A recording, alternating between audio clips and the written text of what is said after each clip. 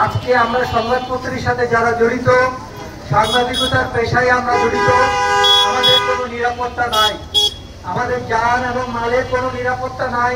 আমরা দায়িত্ব পালন করতে গিয়ে সবসময় আমরা বাধাগ্রস্ত হচ্ছি। এবং কিছুদিন আগে গাজীপুরে আমাদের এক সাংবাদিক বন্ধুকে হত্যা করা হয়েছে, নির্মমভাবে হত্যা করা হয়েছে।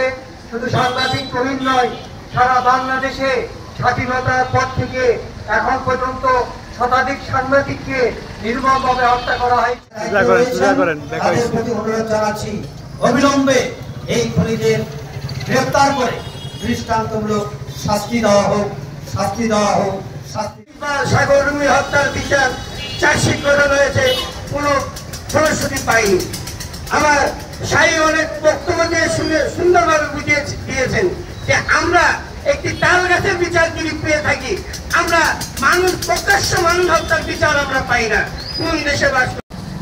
সাংবাদিক নির্যাতন, সাংবাদিক হত্যা, এই ঘটনাগুলো আইনশৃঙ্খলা পরিস্থিতির অবনতিকে ভাবিয়ে তোলে এবং সাংবাদিক সুরক্ষার বিষয়টিও প্রশ্নবদ্ধ হয়ে ওঠে।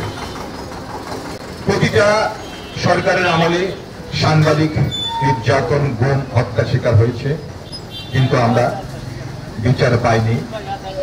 আমার পূর্ববর্তী বক্তারা বলেছেন, বাস্তবতায় সেটা